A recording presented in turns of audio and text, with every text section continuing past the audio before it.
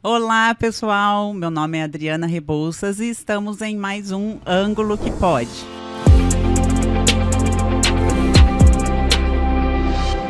E hoje eu trouxe uma pessoa muito especial que eu conheci há pouco tempo, não tem muito tempo que eu conheci, a doutora Tatiana Bueno. E ela me chamou muita atenção pela sensibilidade, né, por ser uma pessoa sensível, amorosa e muito profissional. E eu trouxe a Tati hoje para trocar umas figurinhas com a gente hoje, né, Tati? Obrigada, honrada pelo convite, lógico, né? Obrigada pelas palavras também, sabe que é recíproco. E realmente é o que eu falo, a gente quando tem uma empatia pela pessoa, bate, né? Sim, o santo sim, bate, sim. não tem jeito. Verdade, Tati. E realmente foi o que me chamou muita atenção, foi o quanto você fala do seu trabalho de uma forma muito profunda, com muito amor, isso é gostoso de sentir nas pessoas, né? Sim, sim. Então, você tem muito diferencial por causa disso, é por isso que eu te convidei. Obrigada. Ô, Tati, fala um pouquinho para mim, você é médica do trabalho, é geriatra de formação, mas eu quero saber um pouco mais sobre você, faz um resuminho aí. Tá. Sou joseense, né? Eu brinco que eu sou joseense raiz, nasci na Santa Casa aqui, ainda quando era bem, vou colocar bem os princípios. Tenho 2 filhos, sou casada e faço a medicina por amor, né? Por amor mesmo, eu brinco que é quase um sacerdócio, desde criança eu falo que quero ser médica. Meus pais me apoiaram muito nisso, venho de uma família simples, mas que tenho orgulho de falar que se não fosse o apoio deles, eu não estaria onde estou e realizada como sou hoje, graças a Deus. Nossa, que incrível. E isso é muito legal. Me formei em 2010 pelo Centro Universitário de Volta Redonda. Saindo de Volta Redonda, vim para São José, comecei a trabalhar em plantões, né, ainda bem crua, não vou negar. Uhum. Iniciei a carreira de médica do trabalho dentro da GM, através de uma empresa terceira. Fiquei lá durante 2 anos. Depois surgiu a oportunidade na Embraer, que eu falo que é onde eu ganhei experiência, onde realmente eu me fiz como médica, tive bons professores, sou muito grata também a todos que passaram ali comigo, que me ensinaram tempo você ficou durante na Embraer? 10 anos. 10 anos? Uma década bacana. de Embraer. E se formou com quantos anos? Com 24 anos. Bem 24 jovem. anos, bem jovem. Eu entrei na faculdade Precoce. Pais jovens, né, Tati? Pais jovens, meus pais Quantos são anos jovens. Você tem? Eu hoje tenho 39. Então, quase ali, né? 39. Mas eu falo que tenho muita sorte em ter o apoio todo que eu tive para chegar aqui. E assim, depois da Embraer, veio outros desafios. Hoje eu estou na Sebrae Vidros. E a medicina do trabalho tem mudado, né? Os aspectos em se trabalhar, o jeito com que a gente vê a medicina também tem mudado e tem influenciado diretamente dentro da saúde nas empresas, na saúde corporativa, vou colocar assim. E isso me encanta muito, eu gosto muito. Tenho formação em geriatria também. Sim. Hoje não atuo com consultório, nada exatamente porque eu gosto muito dessa parte de executivo em saúde, de promoção de saúde, na verdade. Certo. Que é o que a gente aprende lá atrás na faculdade, né? E, na verdade, existem os 2 cunhos, o curativo e o preventivo, né? Sim. O de promoção. E quando a gente está na faculdade, a gente acaba ficando focado muito no curativo. No curativo, né? E para se encantar com o outro lado, Sim. Em outras opções, vamos colocar assim. Ô, Tati, e quando a gente fala em medicina do trabalho, a gente sempre pensa na questão de, né, como você está falando, a prevenção, né, de acidentes. E não é só isso, né? Não.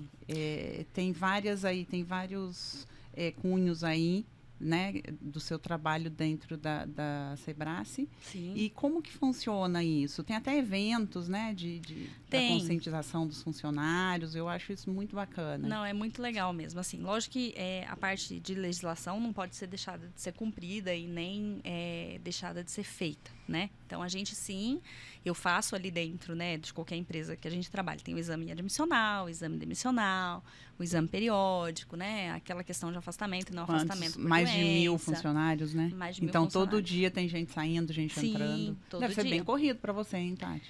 Na verdade, em relação a consultas mesmo ali, como a gente fala de pronto-socorro, não, mas de trabalho preventivo, sim. Não vou negar para você, sempre tem muita coisa a ser feita, né? Tem uma equipe que dá sustentação, hoje eu trabalho com uma enfermeira, tem também o pessoal do técnico de enfermagem, que é quem fica, eu falo de front, que afere a pressão de todo mundo, fica ali para ajuda, né? Uma Porque ajuda. Deve ser muita coisa. É bastante coisa, mas é gostoso, né? Que eu tô te falando, o dia passa logo, né? Você passa. Faz muita coisa ao mesmo tempo. Exato, até porque é engraçado, porque a gente fala assim, o médico não é feito para fazer reuniões, para mexer com números, com planilhas, com indicadores, e a medicina do trabalho é isso. É isso. É isso. Então, é realmente diferenciado diante dos outros cunhos médicos, né? Entendi. Até mesmo os colegas, quando a gente conversa e fala, nossa, eu não imaginava que era só isso. Fica ainda naquela visão de que entra, faz um exame periódico, um exame admissional, um exame demissional, que é o que a gente está acostumado a ver, né? E o nosso trabalho muitas vezes não aparece no ponto de vista de o que a saúde faz dentro da empresa. Né? A gente faz bastante muita coisa, né? Não é só né? isso, né?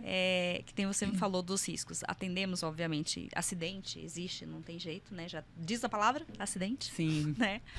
Mas o ideal é sempre estar prevenindo. Então, assim, começa pelo controle dos convênios, né? Que geralmente tem dentro da empresa, oferece convênio aos colaboradores. A gente está sempre fazendo análise dos índices de uso para melhorias.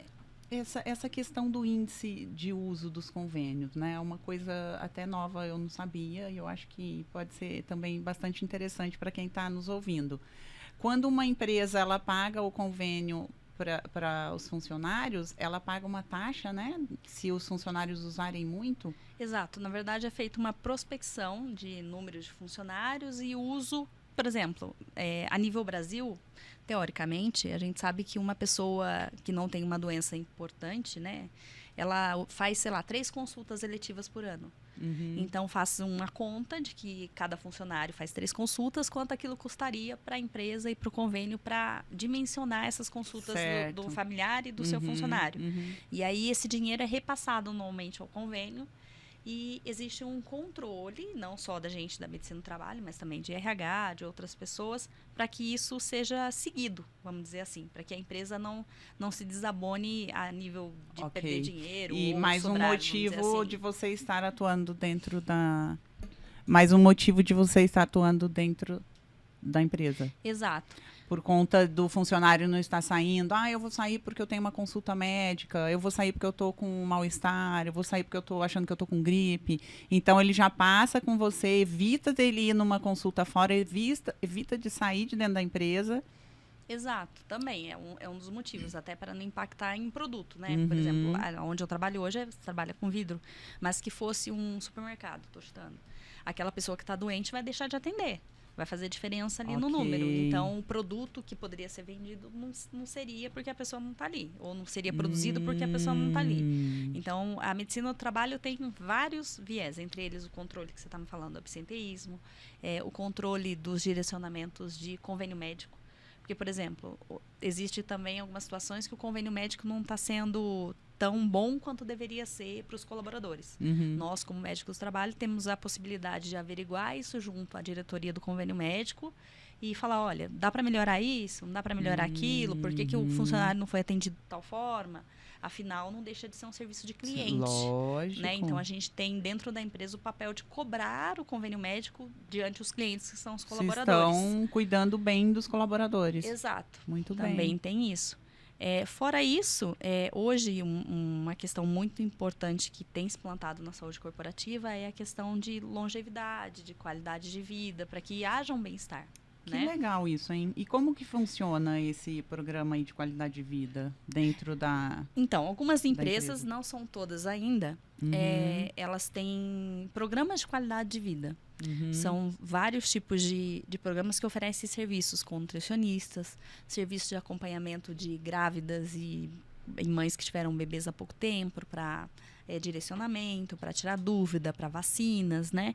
Que é realmente um momento sensível, vamos dizer assim. pessoas que não querem mais fumar. Às vezes existe um programa que a própria fábrica dá um subsídio para, sei lá, a pessoa colocar um adesivo ou tomar uma pastilha para não fumar mais, né? E aí faça-se uma campanha, cultua-se ações educativas de tabaco zero. A empresa que eu trabalho hoje tem isso e funciona muito bem. Que incrível! A Embraer também, que eu trabalhei, era bem legal. Então, assim, existe um culto à qualidade de vida. A gente vê isso hoje, que a medicina está mudando até, né? Não que não exista a parte curativa, né? Mas sim, a gente tem visto bastante falado sobre longevidade, sobre a possibilidade de ter uma qualidade de vida após os 60 anos, do quanto a gente tem que construir isso durante a nossa vida adulta, para que chegue na vida senil mais, vou colocar assim, forte, menos dependente, que tenha qualidade mesmo. Que bacana, né? Além de fortalecer. E vocês fazem eventos para isso dentro das empresas? Uma vez ao ano tem campanha. Para conscientização, para um exercício físico, sim. Não ao tabagismo. Sim, tem campanhas, alimentação né? saudável. Exato, tem campanhas, tem almoços especiais que a gente acaba influenciando. Eu até brinco, falo, como médico, eu nunca achei que eu ia ter que ficar olhando cardápio algumas vezes. Mas né? Olha que legal. É interessante, às vezes eu colocar o bedelho ali para poder de alguma maneira entender o quanto pode cuidar. Tati? Exato, é o cuidado mesmo, né? O médico tem esse, quando você me falou de amor, né? Eu falo amor pelo cuidado, por estar plantando coisas boas por Se você realmente, você não está ali para cumprir, né, o seu horário, você está ali para realmente fazer a diferença na vida dos funcionários. Exato, é o que eu mais cultuo, viu, Adriana? Eu falo que eu tenho isso muito dentro de mim, um propósito muito exato, intrínseco. De estar realmente fazendo o melhor, entendeu, para eles. Lógico, se houver necessidade da gente atender uma emergência, que seja alguma coisa, eu vou atuar como médica, afinal, a minha formação é médica, né? Sim. Mas o direcionamento maior dentro da medicina do trabalho é esse. Ô, Tati, e eu me lembro que uma das vezes que nós conversamos na primeira vez, você me relatou um caso de uma paciente que ela achou que foi diagnosticada com câncer de mama. Sim. E aí ela... Era uma paciente o quê? Na verdade, ela era uma pessoa em específico dentro da empresa, de um alto escalão, vamos colocar assim. Uhum. E ela chegou no ambulatório relatando com exames de um hospital renomado, assim, que nem é da região, que tinha sido diagnosticada com câncer de mama, tinha as imagens, etc., mas que ela tinha sonhado com a mãe dela. Quem vê contando, né, fala, meu Deus, tinha sonhado com a mãe dela de que poderia ser alguma coisa relacionada a Ben, algum bicho que tivesse entrado ali, e ela queria que eu olhasse. De início, quando a gente escuta isso como médico, você fala assim, meu Deus, né, não é cabível, né, não faz sentido o que ela está me pedindo. Mas em prol de um acolhimento, porque esse é o papel do médico, né? É o papel de quem está na saúde, indiferente do que seja isso.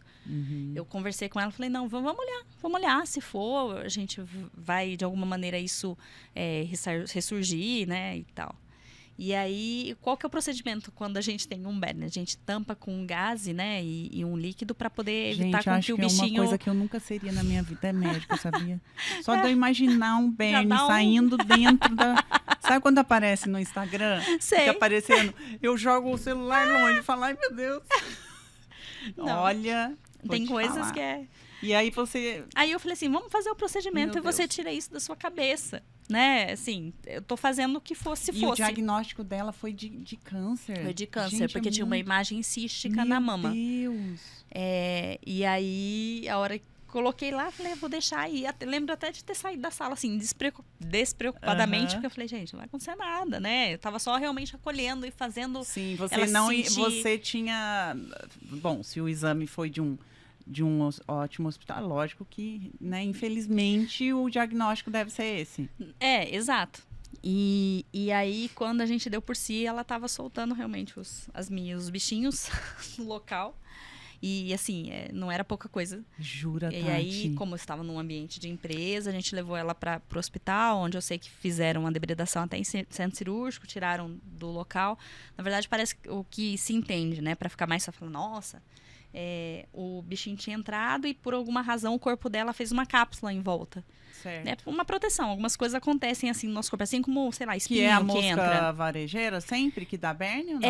Ela senta e deixa uma larvinha. Essa larvinha é que fica ali dentro. Então o corpo dela, de alguma maneira, reconheceu aquela larvinha e fez um cisto ao redor. Tem corpo que não segura. Tem corpo que não segura e faz o anticorpos já Exato. mata. Mas ela não teve coceira antes, mas ela não teve vermelhidão. Só que é o que ela falou. Falou como ficou um pouquinho dolorido. Grosseiro, ficou dolorido. E isso também faz parte de algumas características de câncer avançado. Certo. Então subentenderam, né? Sim. Na hora. E aí depois de tudo passado isso, né? Ela voltou, veio conversar comigo, me agradeceu. Então eu falo, por mais que naquele momento eu não tivesse acreditado nela, eu saí feliz porque, como eu falei, eu fiz o meu papel de acolhimento. E o acolhimento levou a uma situação que nunca esperaria. Trouxe essa felicidade, né? Exato. Porque imagina. Exato. Se livrar de um diagnóstico, né, de câncer. Então, são situações deve ter atípicas. Muitas histórias, né, Tati? Histórias, boas histórias. Você se lembra de alguma curiosa dentro das empresas? Mais alguma? É que são tanto, por exemplo, coisa, às vezes a gente presume, né, que uma pessoa vai infartar, cair dura, né, ou então de alguma maneira apagar e a gente, né, ou chegar lá ofegante, com falta de ar. E uma vez eu recebi uma determinada pessoa também falando assim, como nós estamos aqui, tá? E ele era uma pessoa bem metódica, veio com uma lista, assim, de tudo que ele tinha feito no dia anterior, assim, subir escada, sentir dor, descer escada, não sentir dor, não sei o quê. É o da planilha. Uma planilha, exatamente. E aí eu olhei e eu falei, gente, tá. Só que na hora em que eu fui ao escutar o coração dele, tinha uma escuta diferente. Eu falei, olha, pra mim o senhor tá infartando. Como assim? Deus. Eu tô sentindo isso desde ontem. Não. Eu falei, não, você tá infartando. E eu tinha que levar ele ao hospital, né? Direcionar. E eu sei que foi uma briga, um parto pra eu conseguir colocar essa pessoa na ambulância, porque ele não acreditava. Ele fez a planilha do que ele tava sentindo, e na hora que falou o que era... E de 24 horas, tá? Que isso? Do que ele tava sentindo. Há 24 horas. e ele não acreditava. Não, imagina, tô aqui conversando com você, e tarará. Bem, no fritar dos ovos, eu falo que trucar ele, né? Eu falei assim, olha só, vamos fazer o seguinte. Eu vou levar você no hospital, a gente tinha que levar de ambulância. Se não for, amanhã o senhor vai voltar aqui e vai fazer reclamação pra quem você quiser que seja. Mas você vai pro hospital comigo.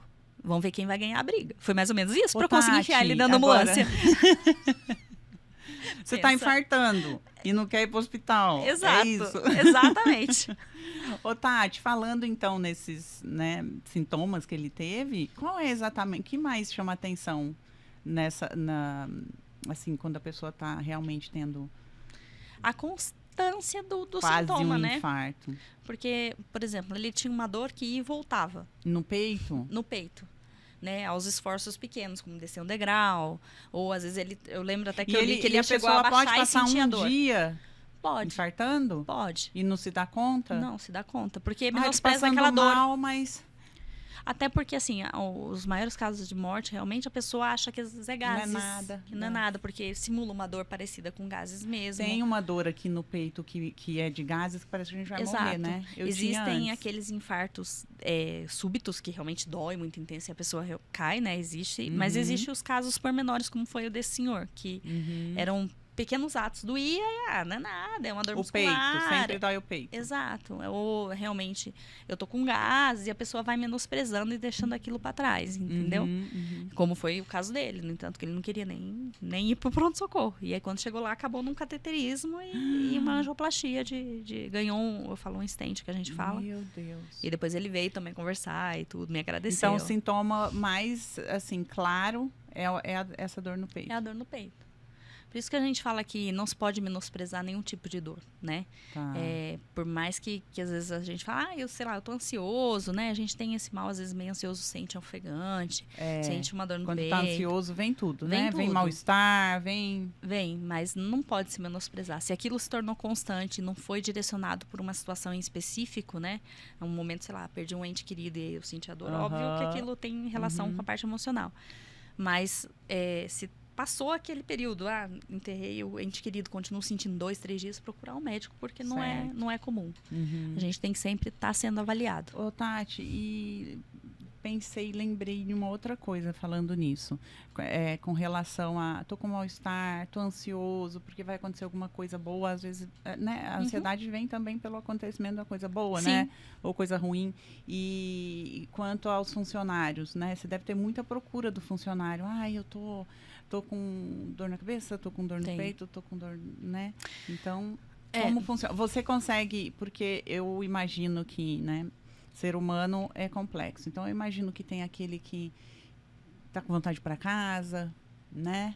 Tem. Então, você tem esse feeling, tem. Né? Detectar se é uma manha, se é sério. A gente percebe, né? Uhum. Na verdade, assim, o que você falou hoje, principalmente depois do Covid, as doenças mentais escancararam-se, né? E se tornaram mais comuns do que, nossa, muitas outras. Uhum. E realmente, assim, as pessoas, o mundo tá ansioso, o celular deixa a gente ansioso hoje. Uhum. E a cobrança tá num nível mais exacerbado. Eu costumo até brincar que eu tenho medo de como que vai ser o mundo corporativo com meus filhos. Pois é. Porque... Como vai ser, né, gente? Como que a gente lida com tudo isso, né? Essa frenesi todo de uma vez. Então, existe realmente as pessoas que chegam, né? Falar, eu tô ansioso, ou tô acontecendo isso e eu tô preocupado. E existem aqueles que tentam mascarar por medo de ser colocado diante do chefe, e o chefe, né, não gostar da atitude. Como existem os que também querem fingir em termos, né? Tem um compromisso, falar, exato, eu tô passando mal, né? Então, assim, você vai sentindo. E tem aqueles que até escancaram, né? Teve uma situação uma vez que foi muito engraçado. A pessoa chegou pra mim e falou assim, eu vim aqui, doutora, porque eu quero dormir. Eu falei, oi? Quer dormir? Como assim? Não, aqui tem maca, aqui eu vou dormir. Eu falei, então tá, então vamos junto. Aí ele começou a rir, como assim você vai junto? Eu falei, se você pode parar seu trabalho pra dormir, eu também posso.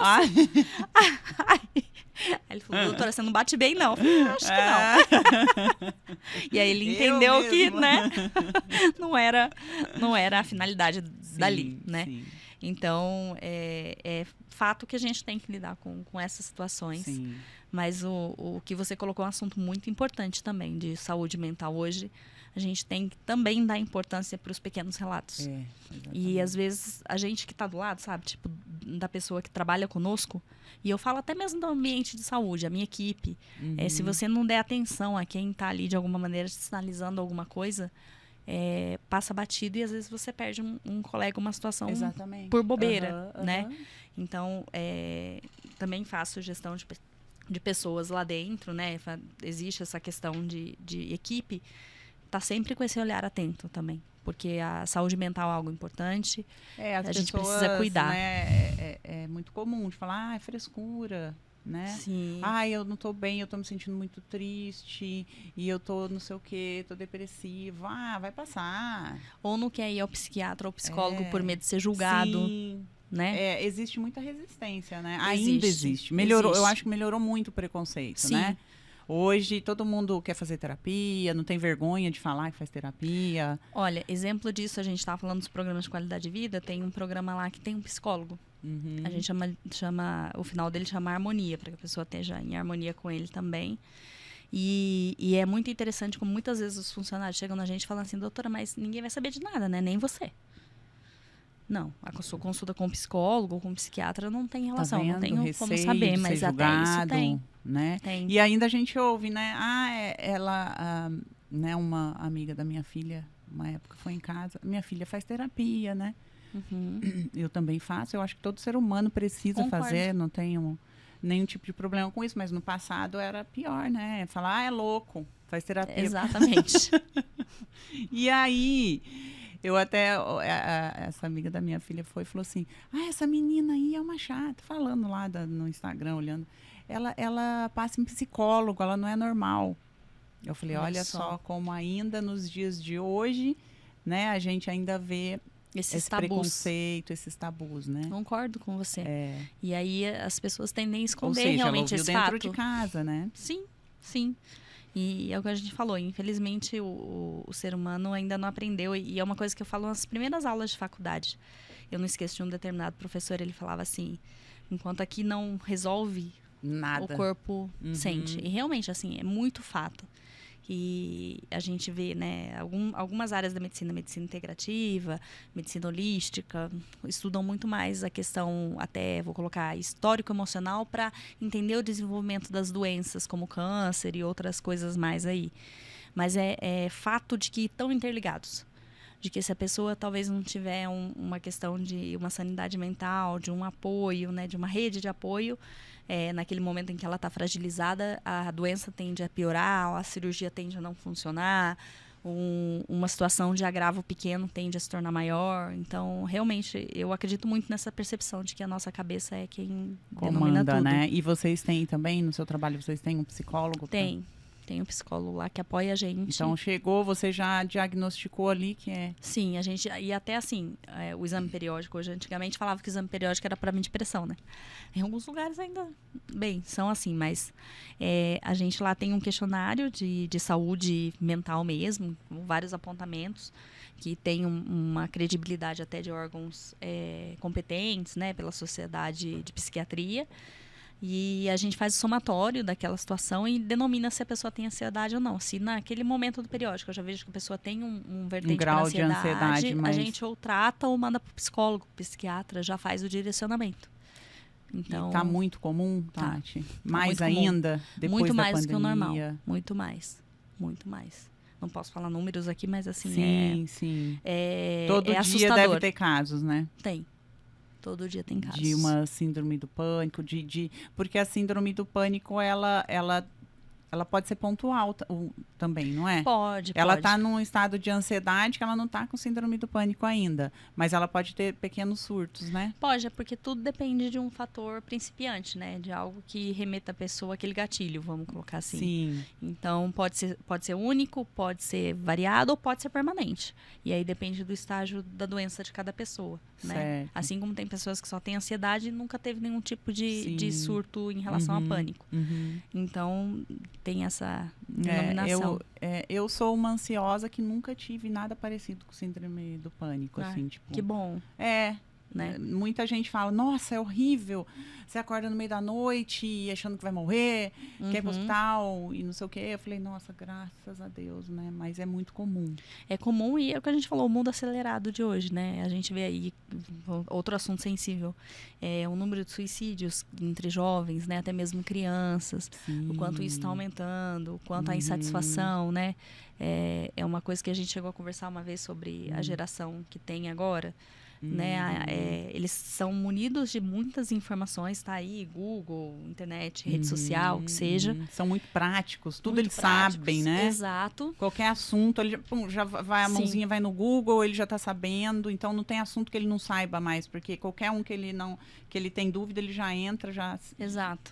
Só que ao mesmo tempo eu acho que gera uma insatisfação constante, porque eles têm tanta coisa à mão que nada satisfaz, Fundo, um saco sem fundo, exatamente.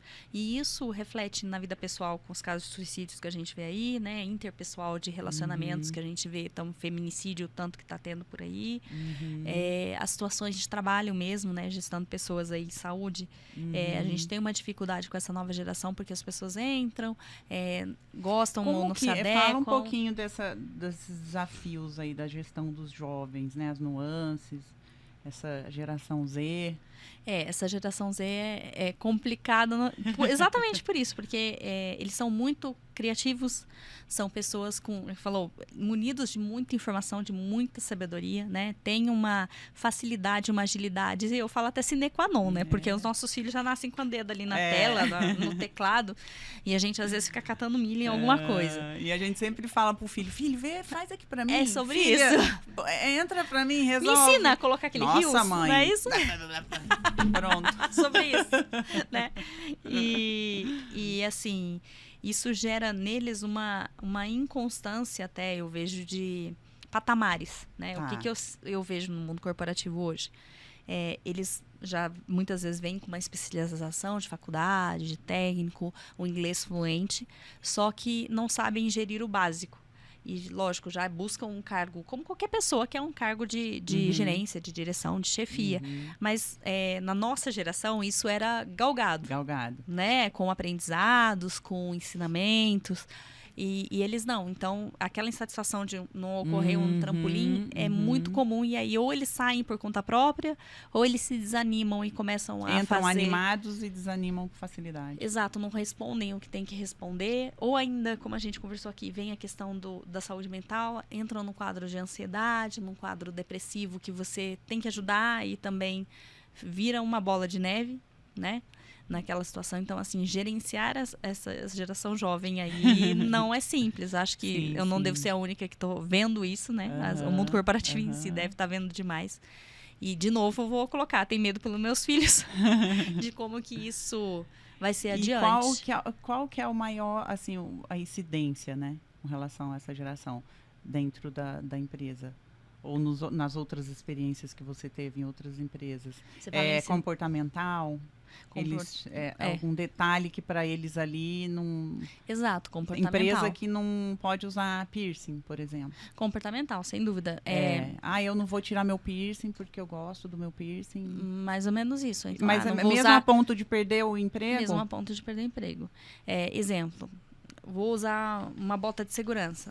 A bota de segurança que dá para todo mundo. Mas aquela bota tá apertando meu pé. Não, mas eu posso dar uma bota de segurança especial para você. Maior. Ou um número maior, se você tiver uma comprovação de uma doença, de algo em específico e tal. Não, mas é meu direito. E aí começa uma briga de inconstância que... De direitos. Entende? Ali. Tá sempre por dentro dos direitos, de tudo. Então, eles já vêm armados e já vêm como... Vamos dizer assim, entre aspas, um inimigo da empresa.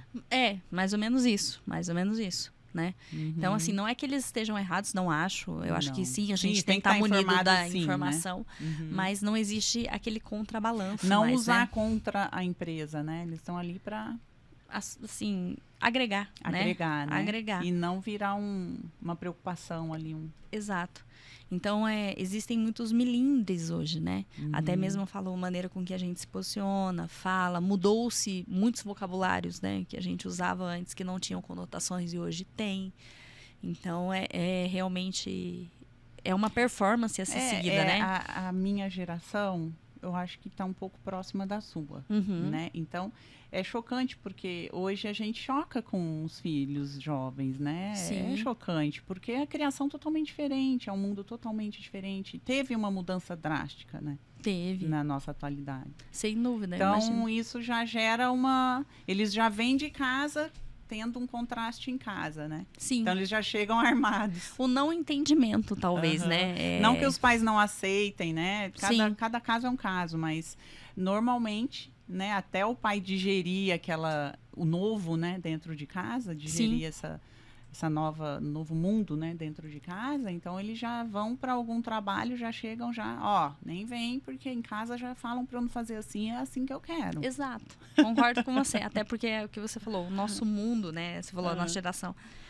Eu conheci o celular, que ainda era aqueles grandes que abria, poucas pessoas tinham. Conheci o bip. Né? Eu falava todo mundo. Não pegava em lugar nenhum. Nada, né? Era chique, né? Internet de escada, né? E eles já têm essa facilidade toda aí que dá um mundo para eles. E para muitas pessoas, fazer essa transição não é simples. Né? E aí, como é que você trabalha a cabeça de uma criança ou de um jovem que seja, que está aberto a tudo para aqueles que ainda não conhecem aquele tudo? Existe esse contrabalanço. E aí, quando chega dentro de uma empresa, que ainda existem regras a serem seguidas, que ainda existem formalidades a serem seguidas, até por questões de segurança, né? É difícil encapar. E muitos mandam em casa, né? Sim. Muitos mandam. Sim. Né? Então, a gente vê por aí, né? Mandando em casa, colocando as regras. Quem põe a regra é o jovem, não é os pais. Sim. Eu até estava lendo um pouco até para os pais aceitam para manter uma paz. Que, na verdade... Que essa geração Z é a geração do empreendedorismo. Mas não é porque eles são cabeças só sábias. Mas porque eles não se conotam dentro de regras. Ok. Né, como era anteriormente. Então, assim, até fala-se, né, em revolução industrial, né? Está tendo um novo jeito de mudar nesses tempos modernos, que daqui uns 20, 30 anos a gente vai ler tudo isso e falar, olha, passamos pela revolução industrial e nem sabíamos. Como olha foi lá só, atrás, né? A gente está no meio, né? Exato. Vai virar história. Vai virar história. E, assim, eu já fui em várias agências, né, em São Paulo, até... por aqui mesmo, as agências que admitem, né, os jovens e eles entram, que hora você tem que fazer X horas por dia, né? 8 ou 6, não sei. Então, que horas quer entrar, que horas você quer sair? Olha só. Se você quer trabalhar na rede ou você quer trabalhar no escritório. Então, assim, porque para tentar manter, porque é o criativo, né? Sim. O criativo, ele tem essa inconstância, né? A inconstância. Então, para ele funcionar, para ele trabalhar, né, da forma que ele quer, que ele acha confortável, para ele render, então ele faz ali da forma que ele acha mais interessante. Sim, sim. Né? Olha que ponto chega, né? E aí eu falo, né, você como mãe, como eu, como é que a gente trabalha a cabeça dos nossos jovens para isso, né? O que a gente ensina? Porque eu acho que na geração passada, os nossos pais ensinavam, chega em tal horário, sai tal horário, cumpre rigidez, não cumpre... O que é o certo agora? Não fica essa pergunta? Não, eu fico com essas interrogações. Qual a idade dos seus filhos? Minha pequenininha tem 3 e o meu maior tem 10. Ainda tem um caminho bom aí para seguir, né? Mas eu não vou negar para você que algumas coisas já surgem na cabeça de como vou direcionar. Uns 5 aninhos ali, por aí, para começar.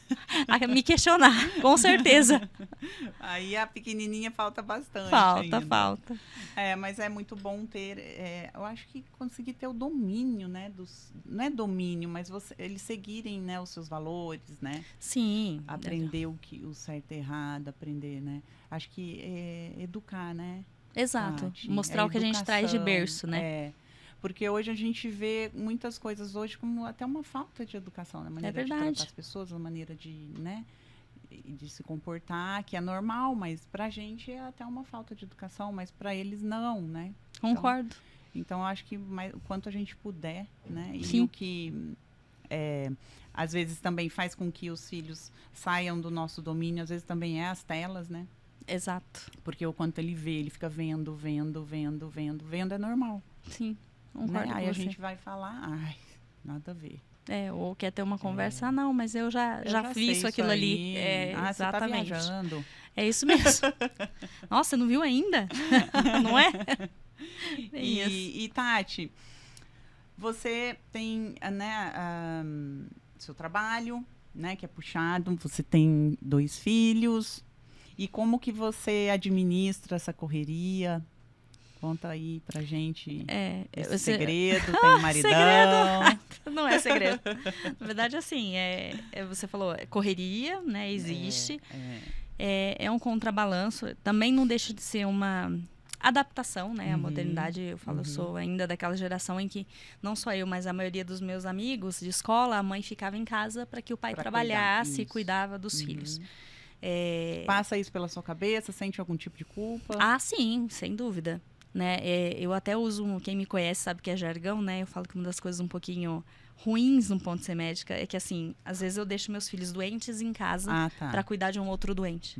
Eu não tenho o direito de cuidar deles, né? Assim, no ponto de vista de que eu trabalho, de que eu tenho horário para cumprir, de que eu tenho obrigação, de que eu tenho uma responsabilidade.